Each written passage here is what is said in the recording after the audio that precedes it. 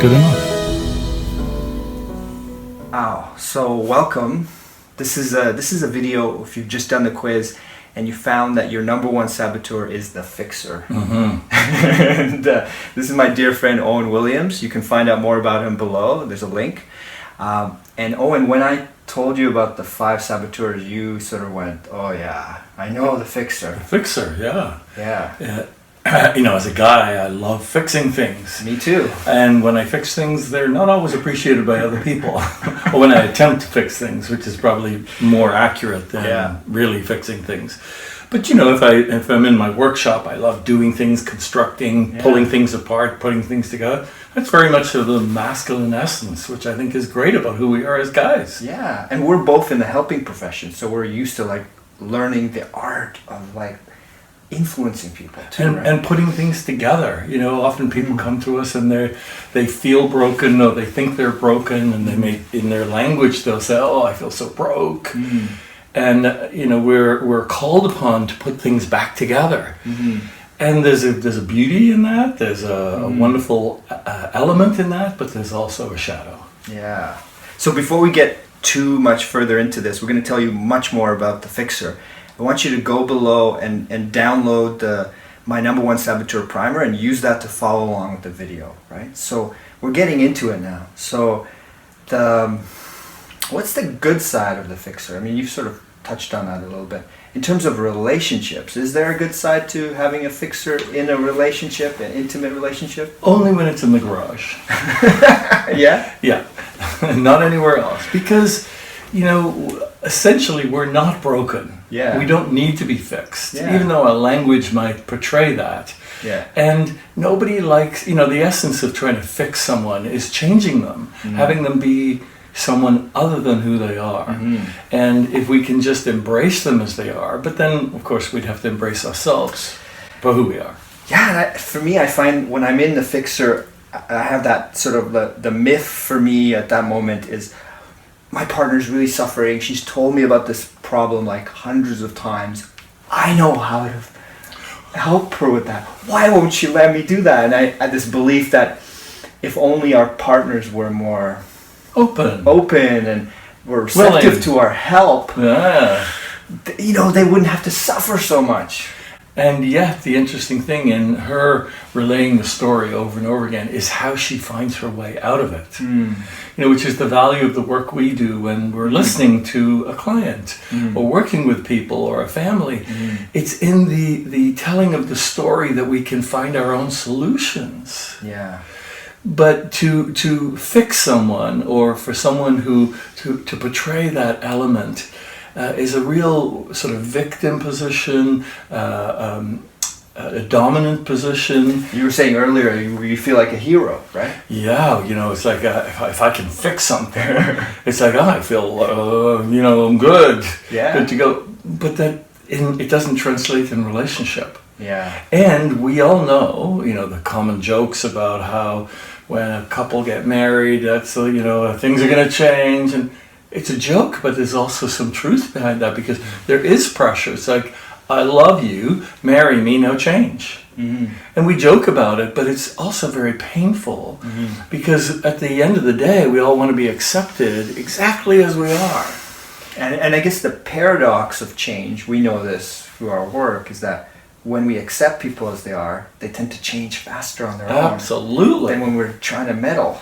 So one of the things I'm interested in offering here in this video is how we think we need to fix ourselves, and how much judgment we can have about ourselves, who we are as men, and the pressure we put on ourselves. Now, for me, there's the 80-20 rule. 80% of who we are is fixed. 20% of us is malleable. Oh. But I think most people are thinking that 80% of who they are needs to be fixed and changed, and then they're overwhelmed. Yeah. And then in that overwhelm, it's like, screw it. Yeah. Yeah. Wow, I didn't think of this, but it's true. There's so much of the time we could spend trying to fix our partner, but also feeling like we need to fix ourselves, right? Or that we're inadequate in some substantive way, which we're not. I guess that's getting to the sort of deeper layer of the fixer, of what's the fixer really scared of? And for me, I always thought it was fear of losing control. of the situation, of the relationship, of myself. Like often when I feel I have less control in my world, I come home and I want to meddle with my wife's world. Okay. What she's struggling with, I want to be involved and try to, because some other parts of my life are just feeling so out of my hands. That's when I notice the fixer the most. Okay. But you're sort of touching on even maybe a deeper layer of that inadequacy. Well, for me, I'm a Virgo, and Virgos are all about perfection. And I learned a long time ago that perfectionists always settle for second best because it's never good enough. And so my energy was always about work a little harder, make it better, make it better, make it better, which in a relationship for my partner landed as a huge amount of pressure. Oh, yeah. It's like it's never good enough. It's like, oh, eventually you just want to throw in the towel. It's like, oh, come on already. Yeah. And there's not a lot of fun in pushing for perfection. It's true. It's true. And so there's this fear of not being good enough. Yeah, if we strip it down, there's something about not being enough. Universal to us as men, right? Yeah. We grow up with that, and women too. As human beings, And we grow up with that sort of conditioning, that hum in the background in our society. And then what's the need that the fixer has? Like, I think it's sort of like to have a sense of influence or control in their world. Well, or purposefulness. Purpose or value. Yeah, like wanting to be needed or having a need.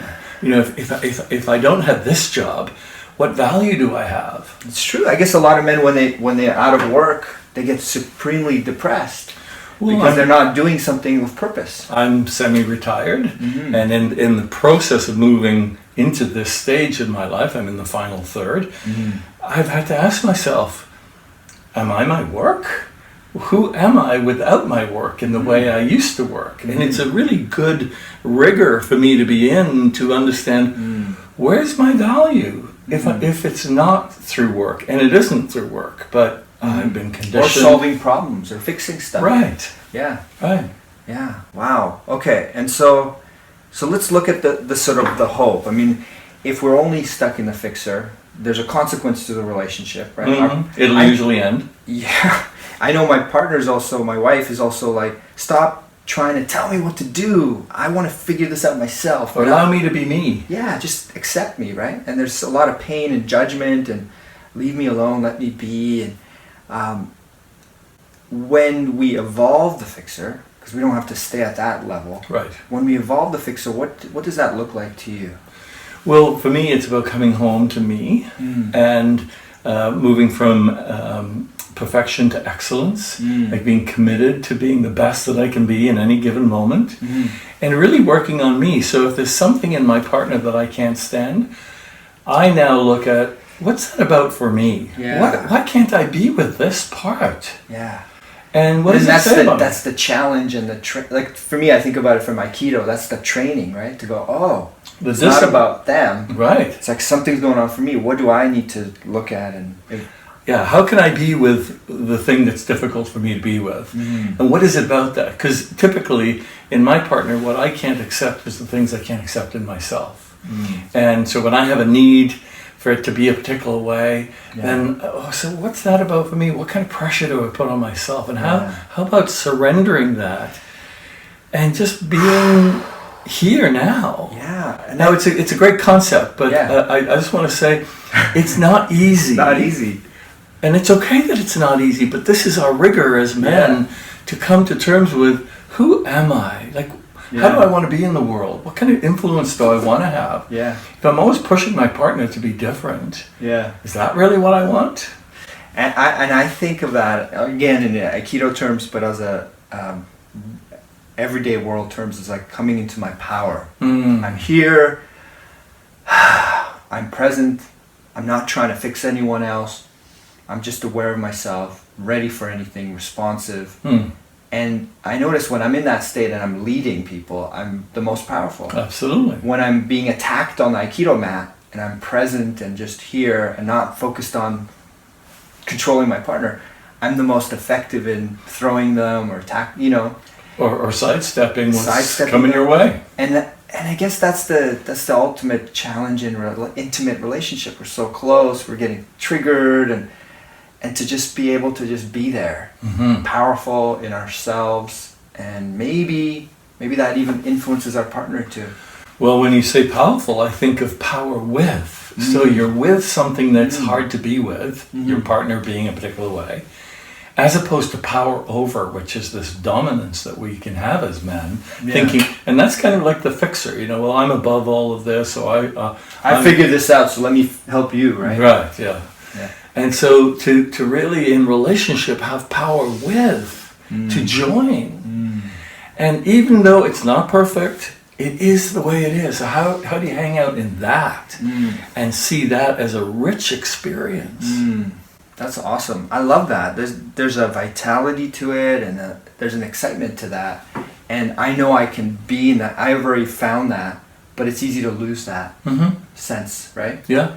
And so keep coming back to that. Maybe relationships are a way to remind us to keep coming back into that.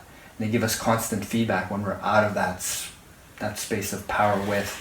Yeah, well, one of the things that I'm aware of that in our culture, when things are broken, so if we think our relationship is broken, what do we do with things that are broken? We throw them away. We're a very disposable society. And as opposed to being with the imperfection of ourselves and the other. Definitely there's a time to leave a relationship and to move on. But that's not, that's a longer process than most people give it due course. So to look at what's the propensity to sort of move on and throw the towel in, as opposed to saying, what is here for me to learn and discover about myself, about relationship in general? What does my partner want to be embraced for, accepted for, first?